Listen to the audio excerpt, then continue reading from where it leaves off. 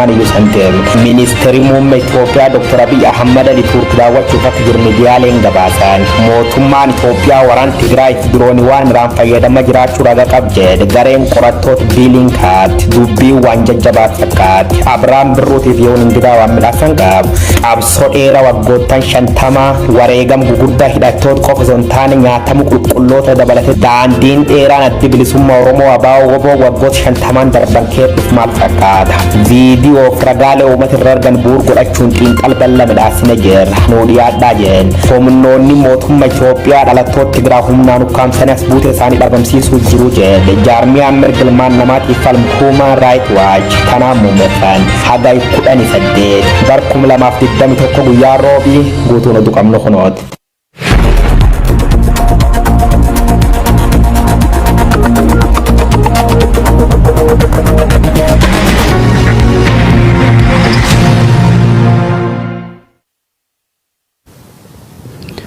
Ashama kam jirtu daawwattoota Oromiyaa Miidiyaa Neetwoork oduu har'aaf qabnuun isinitti hima ani Yuun Ingidaatti. Godinaalee Wallaggaa keessatti tajaajilawwan geejjibaa fi intarneetii adda citan godinaalee Wallaggaa Bahaa fi Horroo Guduruu Wallaggaa keessatti tajaajilli intarneetii wayitaa adda citu godina Qellem Wallaggaa fi Wallaggaa Lixaatti ammoo guutummaan guutuutti jechuun bifa danda'amuun tajaajilli intarneetii fi geejjibaa dhaabbatee jiraachuu jiraattonni OMN itti himaniiru. Naayimaa Umar gabaasa dabalataa qabdi. Godinaalee Wallaggaa keessatti misoomaawwan bu'uuraa daandii fi intarneetiin cufamani. Godina Wallagga Bahaa fi Horroo Guduruu Wallaggaa keessatti tajaajilli intarneetii yoo adda citu, godina Qeellam Wallaggaa fi Wallagga Lixaatti ammoo guutummaa guutuutti tajaajilli intarneetii fi tajaajilli geejjibaa dhaabbachuu jiraattonni OMN itti himani. Godina Qeellam Wallaggaa fi Wallagga Lixaa keessatti tajaajilli geejjibaa erga adda citee torbaan lama ta'uuf akka jiru kan himu jiraataan magaalaa Gimbii OMN dubbise daandiin biyyoota qaxxaamuru dabalatee daandiin aanaalee walitti buusus dhaabbatee jiraachuu hima. Jiraataan magaalaa Najjoorraa OMN dubbise kan biraan akka jirutti cufamuu daandiitiif ajajni eenyurraa akka dabre akka quba hin qabne dubbatee dhukkubsattoonni hedduun gara hospitaalaatti riifartaan daandii ittiin deeman dhabuu fi haajaa garagaraaf namoonni imalanis rakkoof saaxilamuu hima. Itti dabaluunis beelaaf saaxilamaa jirra kan jiru jiraataan magaalaa Najjoo kun konkolaataan midhaan fiduu fi tajaajila adda addaa dhiyeessu erga magaalaa Najjoo qaxxaamuree halkanoonni 9 dabruu hima. Barataan yuunivarsiitii Wallaggaa kaampaasii Gimbii ta'uu kan himu namni OMN dubbise kan biraa sababa daandiin cufameef eebba barattoota yuunivarsiitii Wallaggaa bara kana gaggeeffame irratti kaampaasiin Gimbii akka qooda hin fudhatin himuudhaan nutilleen eebbifamtoota ture haa ta'u malee sababa kanaan eebbarraa hafnee jechuun dubbata. Jiraataan magaalaa Dambidolloo kan biraan ammoo cufamuu daandii ilaalchisee uummanni rakkoof saaxilamaa jiraachuu himuudhaan gocha kana kan raawwachaa jiru mootummaadha jechuun qeeqa. Waraana bilisummaa Oromootiif nyaata dhiyeessitu geejjibnis tajaajila isaaniif oolaa jira jechuun bu'uuraalee misoomaa kan nurraa uggure mootummaadha kan jedhu namni kun qaamolee nageenyaatu abbootii qabeenyaa konkolaataa akka hin bobbaasne akeekkachiisee jira. Gama biraatiin mootummaan ammoo waraana bilisummaa Oromootu daandii cufsiise jechuun kan qeequ yoo ta'u waraanni bilisummaa Oromoo dhimma kana ilaalchisuun hanga ammaatti ibsa addatti baasee fi labsii uggura daandii keessoo godinaalee Wallagga Lixaa fi Qeellam ilaalchisee kennee hin qabu. Imaltoonni hedduun buufata konkolaataa magaalaa Naqamtee keessatti walitti qabamuun gara qe'ee ofiitti deebi'uuf tajaajila geejjibaa gaafatanis hanga yoonaa qaama deebii isaaniif kennu kan hin argatin yoo ta'u namoonni humna qaban Naqamteerraa gara Gimbii deemuuf imala miilaa eegaluu OMN odeeffatee jira. Gara oduu itti aanutti wayitaa ceenu qabsoo hidhannoo waggoota 40 booda waraanni bilisummaa Oromoo riphee loltummaarraa gara aanaalee fi magaalota Oromiyaa hedduu bilisa baasuutti cehaa jiraachuutu dubbatama. Daandii dheeraan waraanni bilisummaa Oromoo ABO WBOn keessa darbe maal fakkaata? Sochiin waraanaa amma jiru hoo? Guyyoo Waariyoo ragaalee gamaa gamanaa bu'uura godhachuun waan qindeesse qaba. Kallacha qabsoo uummata Oromooti. qabsoo waggaa 50 uummata Oromootti dhiiga ture galmaan ga'uuf maqaa qabsaa'ota waraanicha gameeyyii duraatiin duulbanee kajedh waraanni bilisummaa Oromoo jechuun woboon kibba jiddu galeessaaf lixa Oromiyaa dabalatee dheeddu dhuunfachuun uummataan simatama jiraachuu saragaaleen agarsiisu. Hiree abbaa biyyummaa Oromoof Oromiyaa murteeffachuu haayoo jedhuun bar 1973 hundeeffamuun isa dubbatame jaarmiyaan uummata Oromoo guddichi ABO'n yookaan addi bilisummaa Oromoo waggoota dheeraaf siyaasa Itoophiyaa keessatti dureen hirmaatullee haayoo mana ba'eef osoo milkeessuun turuu isaatiin dabri hooggantooti jaarmicha wal qoqqooduun harca'uu isaatiin namoota hedduun qeeqamaa turan. Rasaas tokkitti elema qilxuu warargarra dhukaasee jedhanitti fufsiisu waggoota 40 darbaniif qawween lolaa katura ABO woboon ilmaan isa qaalii bosona keessa lolaa turte qofa don taane uummati nagaa hedduullee maqaa isaaniitiin nyaatamu isaa dubbata. Qubii afaan Oromoo jalqabsiisu dabalatee Oromoof Oromummaa leellisuu waggoota dheeraaf Khaymal jaarmiyaan Magarsa Barii, Leencoo Lataa, Galaasa Dilboo, Daawud Ibsaa, Laggasa Wagii, Goollichi Dheenge Bonayyaatiif Kumsa Dirriba Lammeessa yookaan Jaalmarroo akka warra Faranjoota bar 2018 irra jalqabuun maqaa wobo jedhuun jilaan deemu isaa dubbata.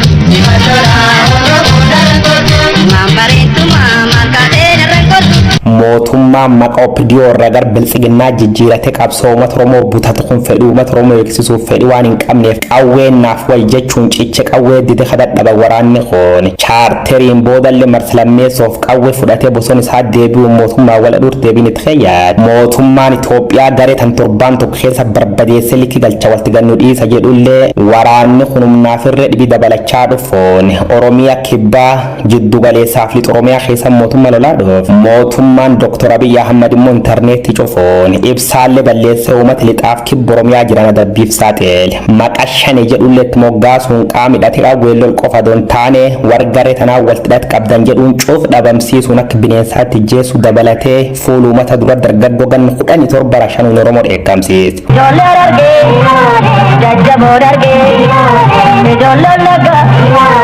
Dargaggootaaf qeerroon Oromoo jajjabduun kumaatamaan guuramtee manidhaa qubsiifamti. Baay'een halkan baafamuu rashanamaan qacarraan lubbuu olchiteetti bosona seenuun miseensi loltu waraan bilisummaa Oromooti jeetti. Haala kanaan waraanni jabaateetti fufuun waggoota 3 darban dacheen Oromiyaa dhiigaan laaqamuun jireenyi uummataallee qisaasa'e. Dhuma bar 2020 irratti argamna. Ajajaa waraan lixa Jaalmarroo ka jedhamu yookaan Kumsa Dirribaa lol aana Gidaamii gandi Giraayisoo kaa godhame rukutame miliqee ture. Yeroo hedduufillee daggal keessa dhoksanii yaalchisaa turan. Yeroo ammaa yeroo hawaasa irra argannee naana Gidaamii naannoo Bunna Koomaati jedhamu keessa du'e argame jira. Xumurji mudde bar 2020 keessa jajaan poolisii godina Qeellam Wallagga tokko Inspektar Zalaalam Namoomsaa namni jedhama akkan jechuun tiibirra dubbaati. Ji'oota 3-4 duub dabareen tamuca mataa yubataati. Aljaziira Ingiliish immoo galgal kana daawwadha jechuun uummatallee baannaati. Dirriba Lammeessa Man Oromo Liberation Army member operating inside Oromia. Kumsa Dirriba Lammeessa jedhama. Miseensi waraan bilisummaa Oromoo zoonii lixaati. Qaamolee walaba kadhimmi jecha lammiilee nagayaa kan qoratti jiraannaan hundi waliin hojjechuuf qophii. Rakkoo Itoophiyaa harka qabduuf sababi guddaan hacuucamuuf mirga ofii murteeffachuu dhabu sab guddaa Oromootii fi sabaaf sablammoo cunqurfamtoota yommuu taatu biyya ofiiyyuu dhukkubsatte hufuu jirtanaaf addunyaan qoricha bira barbaaduun dogongoora. Soba biyyir deddeebiin odeessu. Adoon beekii hiikkisanii boo'u jaarmee addunyaatiif labsii yeroo 80 bakka cufan mootummaan labsa nageenya uummata qilee haa'u malee akka tokkollee hin qabdu. Loltumata guduruu mootummaa yeroo 5 olii jeemu jedhu dubbaati. Fuulli miidiyaalee hawaasaa wacee dibbise girrise bookees. Mucaanaa Dirriba Lammeessaa marroo marsi shaneessoof dunjifate haa'uun isa nama heddumamsiisuun amantummaa mootummaan uummata irra qabullee qileeheetti. Dubbii waan jabaatu fakkaatti. Abiy Ahmed illeen paarlama Itoophiyaa horiyaammachuun shaneef TPLF shoror keessa jedhee maddaar kanaa baasaa jedhe. Manni marii bakka bu'oota uummataalleen guutuma guutuu waan namoota muraasa dabarte ayyeetii jedhaan daraarriin uummata ammoo jabaateet foofte. Generated by Prime Minister Abiy Ahmed could lead to further persecution and arrest of groups members and supporters. Uumiji dabre kan keessa waraanni bilisummaa Oromoo kakkibba lixaaf jiddu galeessa Oromiyaatti argamu waliyaamuun kor godhatee jedhaan hooggantoota haarawallee filaati. Kumsa Dirriba Lammeessaa jechuun Jaalmarroon abba gadaa ta'e. Ittaanaanaaf Goollichi Dheenge Bonayya duraanii waraan kibbasatti hoogganaa jedhamaaf gammachuu abbooyyee mottaan abba gadaa ta'uusaa dubbi himaan dhaabbaticha kadil addunyaa booda tarbii addunyaaf balbaloom torbe lamaan booda marroon Associate Press irra dhiyaachuun akkan jedhe amma furmaati jiru mootummaa kan afaan inni dubbachuu barbaadu qofaan dubbisuun angorra qilee kaa'u kaanirrallee duub TPLF waliin firummaa uumachuuf murteessina jira jechuun addunyaatti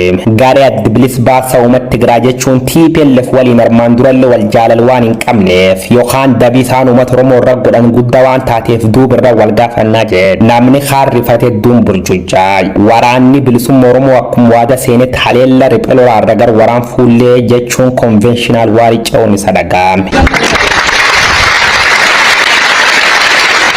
Godinoota Oromiyaa waraana biyyattii keessatti geggeessaa jiruuf dirooniiwwan waraanaa misaayilotaa fi xiyyaara waraanaa Iraanitti dhimma bahaa jiraachuu akeekeen. Suurawwan daawwannaa koloneelichaa wal qabatee dirooniiwwan halaalaa mul'atan ragaalee fi bu'aaleen qorannoo saatalaayitii sirni biltsiginnaa yeroo ammaa diroonii waraanaa Iraan gosti isaanii Muhaajer 6 jedhamuun beekamanitti dhimma bahaa jiraachuu mul'isu jedha gareen kun. Buufanni to'annoo dirooniiwwan waraanaa kanneenis achuma buufata xiyyaaraa Samaraa keessa jiraachuu ragaaleen kunneen ni mul'isu jedhe. Hammam dhimmichi iccitiin bira darbamus iddoowwan koloneela Abiy Ahmed daawwataa turan keessaa kan suura irratti mul'atu tokko buufata to'annoo diroonii waraanaa akka tures ragaan kun ni akeekama. Dirooniiwwan buufata xiyyaaraa Samaraa keessatti mul'atan kunneen misaayilota garaagaraa fi boombiiwwan hidhachuun haleellaa cimaa raawwachuuf kan danda'anidha jedha gareen qorattootaa kun. Gosoota misaayilaa dirooniiwwan kunneen hidhachuuf danda'an keessaa immoo misaayilli Iraan Qaem Air to Surface Missile jedhamuun beekamu kan samiirraa gara dacheetti dhukaafamuun miidhaa jabaa hordofsiisuuf danda'u isa tokkodha. Dirooniiwwan buufata xiyyaaraa Samaraa keessatti halaalaa mul'atan irrattis gosti misaayilaa samiirraa gadi dhukaafamu kun hidhamee kan argamu ta'uu suurri daawwannaa fi ragaaleen saatalaayitii ni mul'isu jedha Beelinkat. Gama biroon waraana Itoophiyaa keessatti diroonii Iraaniin alattis misaayiloonni Iraanitti dhimma bahamaa jiraachuu qaamoleen garaagaraa tibbana irra deddeebiin dubbataa jiru jedha. Ragaan haftee qaama misaayila dhukaafame Tigraay keessatti tibbana argameera jedhamuun gidduu kanaa odeeffamaa jirus kanaaf agarsiistuu tokko jedha gareen kun. Dirooniiwwan waraanaa Iraan kanaan dura Iraaq, Libaanan, Yemenii fi Gaazaa keessatti hojiirra ooluu yaadachiise gareen kun itti fayyadamni dirooniiwwan waraanaa yakkoota waraanaa fi sarbamiinsa mirgoota dhala namaa hordofsiisuu waan maluuf seeraan daangeffamuu akka qabus waldaa fannoo diimaa addunyaa dabalatee jaarmiyaaleen idil addunyaa qabiinsa mirga namoomaa irratti hojjetan garaagaraa gaafataa turuun ni yaadatama. Waraana Itoophiyaa keessatti dirooniiwwan amma mul'ataniin alattis xiyyaaronni waraanaa Iraan hojiirra oolaa jiraachuu ragaaleen ni mul'isu. Gosoota xiyyaara waraanaa Iraan waraana Itoophiyaatiif oolaa jiran keessaa immoo xiyyaarri waraanaa Ameerikaan akka hojiirra hin oolleef qoqqobbii irratti gattee jirtu ni argamaa jedha gareen Beelinkat. Kun immoo hariiroo badaa sirni biltsiginnaa duraanuu Ameerikaa fi biyyoota dhihaa waliin qabu hedduu hammeessuu akka danda'u himamaa jira. Sirni koloneel Abiy Ahmediin durfamu lola baatii 9 duraa Tigraayitti baneen waraanni isaa fi kan jaalasaa waddeessu akkasumas humnoonni Amaaraa ristii deeffachuuf duulan yakkoota waraanaan laaqamuu hordofee hariiroon biltsiginnaan Ameerikaa fi biyyoota dhihaa waliin qabdu faalameera. Hariiroon biyyoota dhihaa waliin jiru harkatti babbaduu hordofuun ammoo qe'ee warra faallaa biyyoota dhihaa hiriiranii lakkaa'uun erga eegalamee bubbuleera. Michummaan waraanaa biyyoota faallaa Ameerikaa hiriiran kan akka Iraanii fi Turkii faana eegalame kun atakaaroo Ameerikaa fi biyyoota dhihaa waliin biltsiginnaan itti jirtuun wal qabatee Itoophiyaa dirree shaakala waraanaa gurguddoonni addunyaa keenyaa itti wal falman gochuu mala sodaa jedhu hordofsiiseera. Satellite imagery revealed that at least 2 drones and an associated ground control stations were delivered, potentially for evaluation, before making a larger purchase. Gama biroon ministeerri muummee Itoophiyaa Abiy Ahmed Tarkii daawwachaa akka jirantu beekame. Ministeerri muummee Abiy Ahmed dhiyootti Eertiraa fi biyyoota ollaa Itoophiyaa malee daawwannaa hojii fi biyya tokkollee ejjetanii hin beekani. Abrahaam Birruu amma waan qindeesse qaba. Erga waraanni Tigraay eegalees ministeerri muummee Abiy Ahmed biyyoota ollaa Itoophiyaa kan akka Eritiriyaa, Jibuutii fi Keeniyaa malee biyya biraa ejjetanii hin beekan. Hunda caalaa immoo irra deddeebiin gara Eritiriyaa marmaraa akka turan yaadatama. Daawwannaa Tarkii guyyaa tokko durallee Eritiriyaa turan. Daawwannaan Tarkii kun waggaa booda daawwannaa biyya Awurooppaa kan jalqabaa ta'uu isaati. Torbee lama dura ministeerri muummee Abiy Ahmed fi pireezidantiin Tarkii Tayyip Erdogan bilbilaan mari'achuu isaanii gabaafamee ture. Marii bilbilaa sanaan Tarkiin biyya Itoophiyaatiif deeggarsa barbaachisu maraa akka gootu Erdogan waadaa galanii jedhamaa ture. Tibban ammoo jilli ergamni isaa adda hin baane tokko waajjira ministeera muummee Itoophiyaa irraa Tarkii daawwachuusaa keessa beektonni keenya nuun gahanii jiru. Daawwannaan ministeera muummee Itoophiyaa miilanaa kun affeerraa pirezidantii biyyattii Erdoganiin ta'uu yoo himamu hariiroon dippiloomaasii biyyoota lamaanii waggaa 125 baranaa akka eegale maddi oduu Tarkii Anaadooluun gabaasee jira. Tarkiin biyyoota Itoophiyaa keessatti investimentii guddaa qaban keessaa takka. Investimentii doolaara biiliyoona 2 fi miiliyoona 500 akka qaban gabaasi Anaadooluu ni mul'isa. Biyyi walakkaa ardiilee Eeshiyaa fi Awurooppaa jirtu Tarkiin karaa siyaasaa biyyoota baagiduu waleessaatti dhageettii guddaa qaban keessaa takka. Torbe darbe durataan mana maree waraanaa Sudaan Jeneraal Abdul Fattah al-Burhan affeerraa Erdoganiin Tarkii daawwatanii turan. Waliigalteewwan garaagaraa mallatteessanii jiru jedhu miidiyaaleen Tarkii. Yeroon keessa jirru sababa waraana kaaba Itoophiyaa hariiroon alaa Itoophiyaan biyyoota lixaa waliin qabdu yeroo itti daran laafe. Laafuu qofa osoo hin taane mootummaan Abiyyi Ahmad karaa dhaabbilee idil addunyaa fi biyyoota lixaa dhiibbaa jajjabduu jala yeroo jiru keessa jirra. Yeroo ministeerri muummee Abiyyi Ahmad gara Tarkii malan ergamaan addaa Ameerikaa gaanfa Afrikaa Jeffrey Feltman dhimma waraana Tigraay irratti mari'achuuf gara Itoophiyaa dhufanii jiran. Jeffrey Feltman gara Itoophiyaa ka dhufan yeroo lammataaf yoo ta'u waraanni kaaba Itoophiyaatti babal'ataa dhufe mariin akka xumuramu pireezidantii Yuunaayitid Isteetsi Joo Baayideniin ergamanii gara Itoophiyaa dhufan. Bulchiinsi Xayyib Erdogan immoo mootummaan isaanii deeggarsa gosa kamiyyuu mootummaa Abiyyi Ahmadiif ni godha jechuunsaa miidiyaalee Itoophiyaatiin dhaadheeffamaa ture. Yeroo kanatti deeggarsi jabaan mootummaan Abiyyi Ahmad barbaadu deeggarsa waraanaati. Daawwannaa kanaan bulchiinsi Abiyyi Ahmad deeggarsa meeshaa waraanaa Tarkii irraa argachuu danda'a kan jedhu gaafii ijoodha. Mootummaan Abiyyi Ahmad dhiyoo kana diroonota waraanaa mootummaa Iraan irraa bitachuunsaa gabaafamaa ture. Kana hordofee Tarkiin ofiishee meeshaa waraanaa yoo deeggaruu baatte iyyuu dallaalaa ta'uudhaan Iraan meeshaa waraanaa Itoophiyaatti akka gurgurattu haala mijeessuu malti yaadi jedhu beektota irraa ni ka'a. Karaa biraa qondaalli waraanaa Sudaan Jeneraal Abdul Fattah al-Burhan Tarkii daawwatanii deebi'an. Waliigalteewwan garaagaraas mallatteessanii jiru jedhama. Mootummaan Sudaan waraana kaaba Itoophiyaa ilaalchisee mootummaa Abiyyi Ahmadii fi humnoota Tigraay gidduutti araara buusuuf mootummaa carraaqii gochaa jiruu fi mootummaa warra lixaarraa deeggarsi olaanaan godhamaafii jirudha. Bu'uura kanaan daawwannaan Abiyyi Ahmad olola miidiyaatiif yoo taate malee deeggarsa waraanaa akkasii Tarkii irraa argachuu hin danda'u kan jedhan jiru.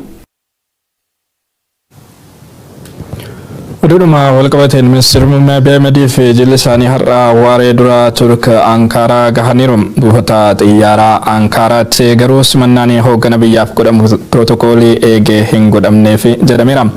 Kanaaf daawwannaan kun akka miidiyaaleen jechaa turan affeerraa pireezidantii Tarkii Xayyib Erdoganiin osoo hin taane gaaffii Abiy Ahmediin akka qophaa'e agarsiisaa jedhu xiinxaltoonni. President Erdogan affeerraa kana osoo mijeessanii fi buufata xiyyaaraa kaasee pirootokooliin simannaa hooggana biyyaaf godhamuun simatu jedhu. Mariin Abiy Ahmed fi qondaalota biyyattii gidduutti godhamuuf jirullee giddugaleessi isaa dantaa biyyoota lamaanii osoo hin taane dantaa mootummaa Abiy Ahmed qofa akeeka jechuun namoonni siyaasaa haala simannaa buufata xiyyaaraa Ankaaraatti ture irraa ka'anii yaadota garaagaraa bifa xiinxalaatiin ibsaa jiru.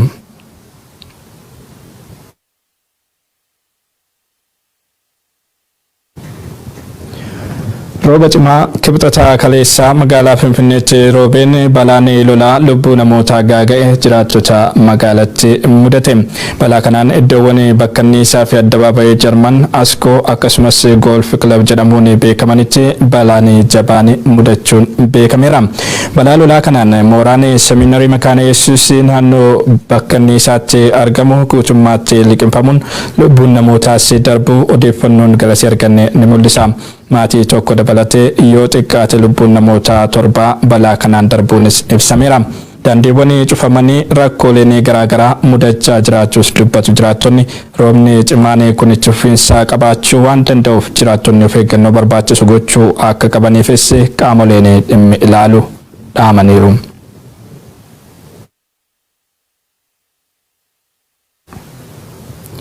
Xumurarrattis gara oduu maddeen alaarraa arganneetti ceenaa mootummaan Sudaan piroojektota lafa dhiheenyaa Itoophiyaa irraa fudhate keessatti ijaarsise eebbise. Waraana Tigraay keessatti baatii sadaasaa bara 2020 dhohe hordofuun Sudaan lafa kiyya jettu daangaa ceetee karaa Gondar gama lixaatiin qabachuun gabaafameera.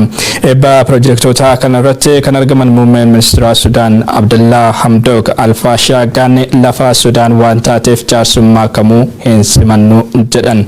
Pirezidaantiin mana maree birmadummaa Sudaan Leetenant Jeneraal Abdul Fattah Al-Burhaan gama isaaniitiin Alfaashaagaa deebisuun kabajaa uummata Sudaanii fi waraana Sudaan deebisuudha jedhan. Siraaj Sabaaf.